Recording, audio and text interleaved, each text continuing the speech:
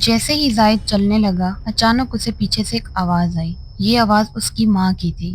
زاہد بیٹا میری مدد کرو۔ زاہد چونک گیا لیکن ماں کی آواز کو بھی نظر انداز نہیں کر سکا۔ اس نے پیچھے مڑ کر دیکھا اور بس اس کی چیخ اندھیروں میں گم ہو گئی۔ کچھ سیاہ سائے اس پر ٹوٹ پڑے۔ اگلے دن زاہد کی لاش قبرستان کے قریب سے ملی مگر اس کے ہاتھ میں وہی موبائل فون سختی سے دبا ہوا تھا۔ زاہد کی موت کے بعد لاہور کالج میں خوفناک خاموشی چھا گئی۔ سب دوست حیران تھے کہ وہ اچانک کیسے مر گیا۔ کچھ نے کہا دل کا دورہ پڑ گیا، کچھ نے کہا کہ اس پر کوئی سایہ تھا، مگر اصل حقیقت کوئی نہیں جانتا تھا۔ زاہد کا ایک قریبی دوست تھا علی۔ وہ شروع سے زاہد کی باتوں پر ہنستا تھا اور کہتا تھا یار یہ سب وہم ہے، موبائل فون میں بلا جن کہاں سے آ سکتے ہیں۔ لیکن جب زاہد کی تدفین ہوئی تو لوگوں نے دیکھا کہ اس کے کفن کے پاس سے وہی پرانا موبائل فون غائب تھا۔ چند دن بعد علی کو گھر کے دروازے پر ایک پیکٹ ملا۔ جب اس نے کھولا تو اندر وہی موبائل تھا۔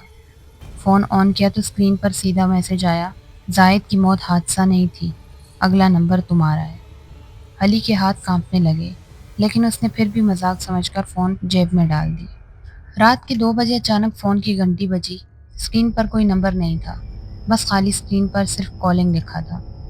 علی نے کان سے لگایا تو زاہد کی آواز آئی، علی میں قبر میں ہوں، بہت اندھیرا ہے، مجھے یہاں مت چھوڑو۔ علی نے کانپتے ہاتھوں سے فون پھینک دیا۔ پسینہ اس کے ماتھے سے بہہ رہا تھا مگر فون کمرے کے کونے سے رینگتا ہوا واپس بیڈ پر آ گیا۔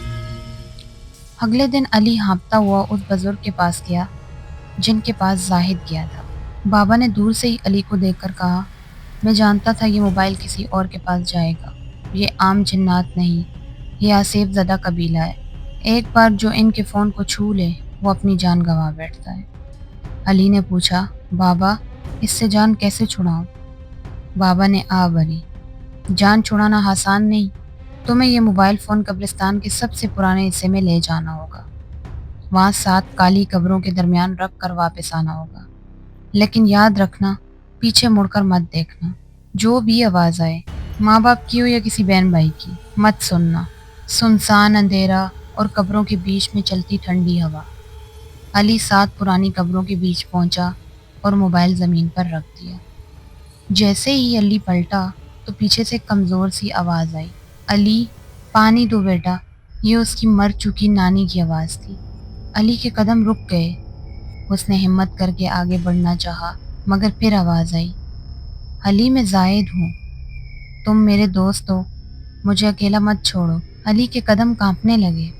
اس نے بابا کی نصیحت یاد کی مگر دل نہ مانا۔ وہ آہستہ آہستہ پیچھے مڑا۔ جیسے ہی اس نے پیچھے دیکھا اندھیروں میں کئی سائے ابھرے۔ ان کے چہرے نہیں تھے، بس خالی کھوپڑیاں اور جلتی ہوئی آنکھیں۔ وہ سب علی پر ٹوٹ پڑے۔ علی کی چیخ پورے قبرستان میں گونج اٹھی مگر باہر کوئی نہ سن سکا۔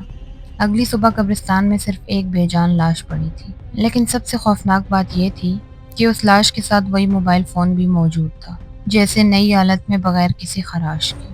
اب کہا جاتا ہے کہ وہ موبائل ہر بار نیا مالک تلاش کرتا ہے، پہلے زاہد، پھر علی، شاید کل کو کوئی اور فون کی اسکرین پر نیا پیغام آتا ہے، اب تمہاری باری ہے۔